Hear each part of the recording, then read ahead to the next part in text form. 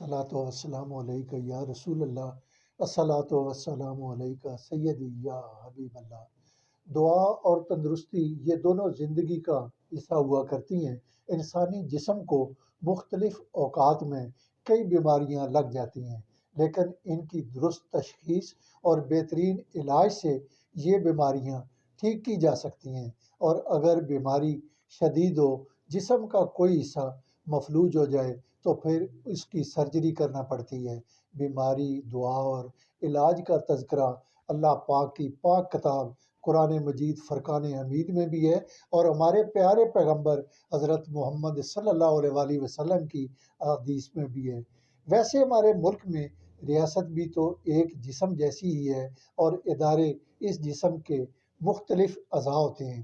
اس وقت ریاست کے جسم پر کئی طرح کی بیماریوں کے ساتھ ساتھ فالج کا بھی شدید حملہ ہو چکا ہے۔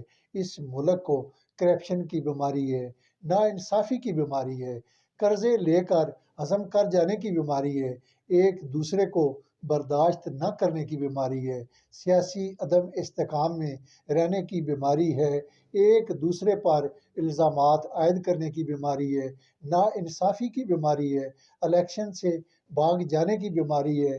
یہاں نظام انصاف پر کسی کو اعتبار نہیں۔ انصاف کا انتظار کرتے کرتے بیٹا باپ اور باپ دادا بن جاتا ہے۔ آپ خود دیکھ لیں کہ ہمارے یہاں سرکار کی نگرانی میں چلنے والا ہر ادارہ، ہر کارخانہ بیمار پڑا ہے۔ بدعنوانی کی دیمک بنیادیں کھا چکی ہے، نااہلی کی جونکیں سارا خون چوس گئی ہیں۔ جناب، پوری ریاست ہی فالج زدہ ہے۔ پارلیمنٹ مفلوج ہے، سیاست مفلوج ہے، نظام مفلوج ہے، احتساب مفلوج ہے، قانون مفلوج ہے، یہاں عدل بھی مفلوج ہے۔ قرضوں کے انجیکشن لگا لگا کر معیشت کا پورا جسم زخمی اور چھلنی ہو چکا ہے۔ اب یہ حال ہو چکا ہے کہ قرضوں کے انجیکشن ملنا بند ہو چکے ہیں۔ آئی ایم ایف کے آپریشن تھیٹر میں ایک انتہائی اہم، حساس اور ضروری سرجری ناگزیر ہو چکی ہے۔ تو جس طرح ہم مریض کو آپریشن تھیٹر لے جا کر اس کے بھلے کے لیے سرجری جیسا تکلیف دہ فیصلہ کرتے ہیں، بالکل اسی طرح ریاست کے مفلوج جسم کو سرجری جیسا مشکل فیصلہ کرنے کی بھی ضرورت ہے۔ لیکن ہمارے حکمران یہ فیصلہ کرنے سے ڈر رہے ہیں۔ انہیں ڈر ہے کہ اس سرجری سے جو زخم لگیں گے، اس سے عوام کی روح تک چھلنی ہو جائے گی، لوگوں کو اپنی جان کے لالے پڑ جائیں گے، ان کے گھروں میں فاقوں کی نوبت آ جا سکتی ہے۔ بس یہی سوچ کر فیصلے میں تاخیر کی جا رہی ہے، لیکن پاکستان نامی مریض ہر گزرتے دن کے ساتھ مزید بیمار، کمزور اور لاغر ہوتا جا رہا ہے۔ اس کے علاج کی تاخیر کی قیمت نہ صرف اس حکومت بلکہ پورے ملک کو ادا کرنا پڑ رہی ہے۔ اسی لیے کہا جا رہا ہے کہ مشکل سرجری کا فیصلہ جتنی جلدی کیا جائے، اتنی جلدی صحت یابی کے امکانات ہیں۔ وسائل پر قابض لوگوں کو، غریبوں کو یہ کر بہلاتے ہیں کہ پیسہ ہر مرض کا علاج نہیں ہوتا۔ مہنگائی کے بھنور میں پھنسی عوام کے لیے ایک اور بری خبر، ڈالر مزید مہنگا اور تاریخ کی بلند ترین سطح پر پہنچ چکا ہے۔ ڈالر مہنگا ہونے سے پاکستان کی معیشت پر کتنا فرق پڑے گا، مہنگائی کتنی بڑھے گی، پاکستان کے قرضوں میں کتنا اضافہ ہوگا، اور کیپنگ کیوں ختم کی گئی اور کیپنگ کیا ہوتی ہے، ان سبھی چیزوں پر ہم تفصیلی روشنی ڈالتے ہیں۔ سب سے پہلے بات کرتے ہیں ڈالر ریٹ کی۔ اگر بات کریں تو انٹر بینک مارکیٹ میں ڈالر کی تقریباً 270 روپے تک پہنچ چکا ہے، اور اس طرح 230 میں ڈالر 270 روپے تک کا سفر طے کر چکا ہے، اور یہ ہماری تاریخ کی بلند ترین سطح ہے۔ اس سے پہلے 28 جولائی 2022 کو ڈالر 229.94 پر تھا، اور یہ ہم اس طرح سے بھی کہہ سکتے ہیں کہ موجودہ پی ڈی ایم کی حکومت کے دور اقتدار میں ڈالر نے اپنا ریکارڈ خود توڑ دیا ہے، اور جولائی کے بعد اب جنوری میں تاریخ کی بلند ترین سطح پر ڈالر پہنچ چکا ہے۔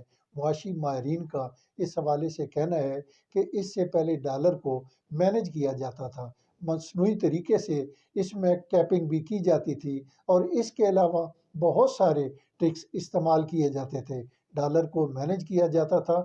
یہی وجہ ہے کہ جب مفتاح اسماعیل پروجیکٹ میں فلاپ ہوئے حکومت کی نظر میں، تو اس کے بعد اسحاق ڈار صاحب کو لایا گیا کہ اسحاق ڈار صاحب اپنے پہلے دور اقتدار میں کافی مشہور تھے کہ وہ ڈالر کو بڑے اچھے طریقے سے مینج کر سکتے ہیں، اور اب بھی جولائی سے لے کر اب تک ڈالر کو مینج کیا گیا۔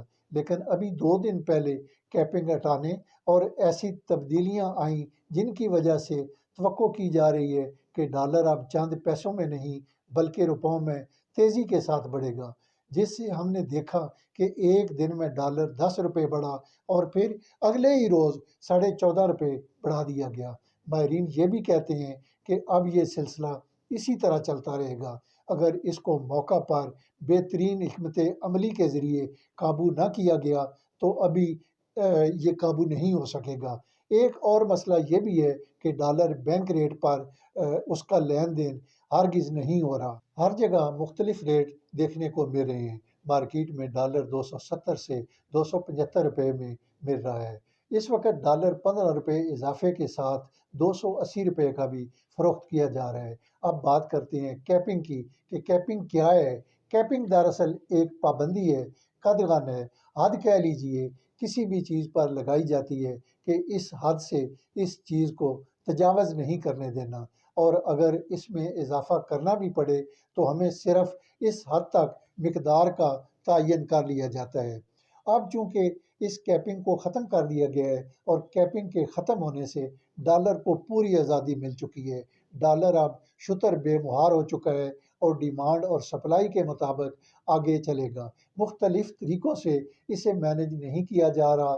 ماہرین کا کہنا ہے کہ IMF نے اپنی شرائط میں یہ بھی شرط عائد کر رکھی تھی کہ کیپنگ ختم کی جائے گی، جبکہ دوسری جانب ایکسچینج کمپنیز ایسوسی ایشن کا کہنا ہے کہ کیپنگ اس لیے ہٹائی گئی ہے کہ بلیک مارکیٹنگ کو روکا جا سکے، اور ایسوسی ایشن کا ریٹ جو ہے وہ بلیک مارکیٹ کو روکنے کے لیے کیا گیا ہے۔ اس عمل سے صرف ہمارے قرضے ہی نہیں بڑھے بلکہ اشیاء ضروریہ کی قیمتوں میں بھی غیر معمولی اضافہ ہوا ہے۔ ناظرین، پھر ملاقات ہوگی ایک نئی ویڈیو میں، تب تک اپنا اور اپنے ارد گرد رہنے والے لوگوں کا ڈھیر سارا خیال رکھیے اور مخلوق خدا میں آسانیاں تقسیم کرتے رہیں۔ ناظرین، اگر میری ویڈیو پسند آئے تو میرے یوٹیوب چینل کو سبسکرائب کریں، لائک کریں، شیئر کریں اور اپنی قیمتی آراء کا اظہار ضرور کریں تاکہ مزید بہتری لائی جا سکے۔ وما علینا الا البلاغ۔